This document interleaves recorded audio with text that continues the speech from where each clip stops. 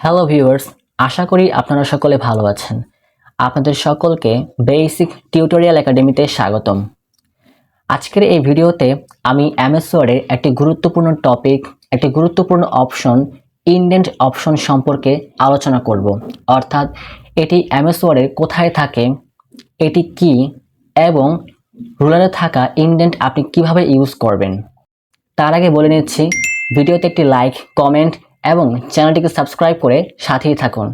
তাহলে চলুন আর দেরি না করে ভিডিওটি শুরু করা যাক। এমএস ওয়ার্ডে আসলে হোম ট্যাবের প্যারাগ্রাফ সেকশনে আপনি ইনডেন্ট অপশনটা পেয়ে যাবেন। ইনডেন্ট অপশনের প্রথমটা হচ্ছে ডিক্রিজ ইনডেন্ট এবং দ্বিতীয়টি হচ্ছে ইনক্রিজ ইনডেন্ট। চলুন জেনে নিই ইনডেন্টটা আসলে কি। ধরুন আপনি ডকুমেন্টে একটি পেজে কোনো প্যারাগ্রাফকে, সেটা হতে পারে এক বা একাধিক প্যারাগ্রাফ, সেই প্যারাগ্রাফকে চাচ্ছেন আপনি বাঁ দিক থেকে ডান দিকে অথবা ডান দিক থেকে বাঁ দিকে চাপাতে। তো এই বাঁ দিক থেকে ডান দিকে অথবা ডান দিক থেকে বাঁ দিকে চাপানোর জন্য মূলত আমরা এই ইনডেন্ট অপশনটা ব্যবহার করে থাকি। উদাহরণস্বরূপ আমি এখানে আমার দুইটা প্যারাগ্রাফ রয়েছে, আমি এখান থেকে প্রথম প্যারাগ্রাফটিকে ডান দিকে চাপাবো। সেক্ষেত্রে আমি এই প্যারাগ্রাফটির ওপর মাউসের কার্সারটিকে রেখে এখান থেকে ইনক্রিজ ইনডেন্টে ক্লিক করব, কারণ আমি চাচ্ছি প্যারাগ্রাফটিকে ডান দিকে চাপাতে। তো আমি এখান থেকে ইনক্রিজ ইনডেন্টে ক্লিক করছি, দেখতে পাচ্ছেন এটি কিন্তু ডান দিকে চেপে যাচ্ছে। ঠিক একইভাবে যদি আমি চাই প্যারাগ্রাফটিকে বাঁ দিকে চাপাতে, সেক্ষেত্রে আমি ডিক্রিজ ইনডেন্টে ক্লিক করব, দেখতে পাচ্ছেন এটি কিন্তু বাঁ দিকে চেপে আসছে। তো এটা হচ্ছে মূলত ডিক্রিজ ইনডেন্ট এবং ইনক্রিজ ইনডেন্টের ব্যবহার। এখন আমরা জানব রুলারে থাকা ইনডেন্টের ব্যবহার। রুলারের মধ্যে এপাশে একটি ইনডেন্ট রয়েছে এবং এই পাশে একটি ইনডেন্ট রয়েছে। এই পাশে ইনডেন্টের দুটি ভাগ রয়েছে।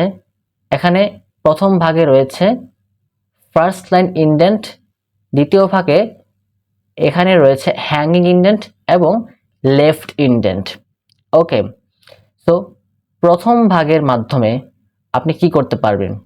ধরুন আপনি চাচ্ছেন যে এই প্যারাগ্রাফটির প্রথম লাইনটাকে ডান দিকে চাপাতে, নিচের লাইনগুলো একই জায়গায় থাকবে, শুধুমাত্র প্রথম লাইনটা ডান দিকে চেপে যাবে।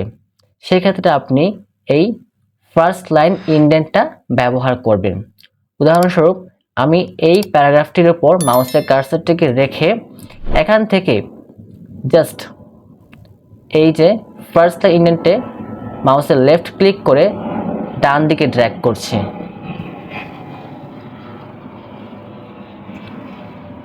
দেখতে পাচ্ছেন এটা কিন্তু ডান দিকে চেপে গেছে।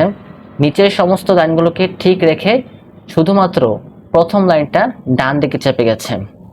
এখন আপনি যদি চান যে প্রথম লাইনটা ঠিক থাকবে, নিচের সমস্ত লাইনগুলো ডান দিকে চেপে যাবে, সেটা করার জন্য আপনাকে এই হ্যাঙ্গিং ইনডেন্টটাকে ব্যবহার করতে হবে। ওকে, সো আমি মাউসের কার্সারটিকে প্যারাগ্রাফের উপর রেখে দিচ্ছি।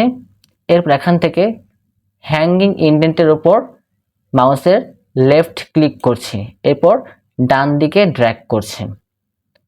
দেখতে পাচ্ছেন নিচের সমস্ত লাইনগুলো কিন্তু ডান দিকে চেপে গেছে। ওকে, এখন যদি আপনি চান যে এই পুরো প্যারাগ্রাফটিকেই ডান দিকে চাপানোর জন্য, সেক্ষেত্রে আপনাকে লেফট ইনডেন্টের ব্যবহার করতে হবে। ওকে, সো আমি প্যারাগ্রাফটির উপর মাউসের কার্সারটিকে রেখে এখান থেকে লেফট ইনডেন্টে মাউসের লেফট ক্লিক করে ডান দিকে ড্র্যাগ করছি। দেখতে পাচ্ছেন যে পুরো প্যারাগ্রাফটা কিন্তু ডান দিকে চেপে গেছে। ওকে, এখন এই পাশে আরেকটি ইনডেন্ট রয়েছে, এটা হচ্ছে রাইট ইনডেন্ট।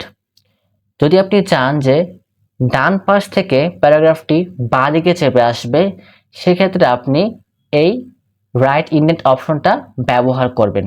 ওকে, তো আমি এখানে মাউসের কার্সারটিকে রেখে এখান থেকে রাইট ইনডেন্টের উপর মাউসের লেফট ক্লিক করে বাঁ দিকে ড্র্যাগ করছি।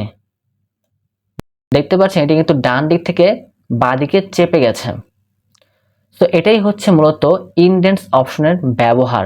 আমরা শিখলাম এই প্যারাগ্রাফ সেকশনে থাকা দুটো ইন্ডেন্টসের ব্যবহার এবং রুলারে থাকা ইন্ডেন্টসের ব্যবহার কিভাবে করতে হয়। আশা করি আপনারা বুঝতে পেরেছেন। বন্ধুরা, don't forget to like, comment, share and subscribe to my channel.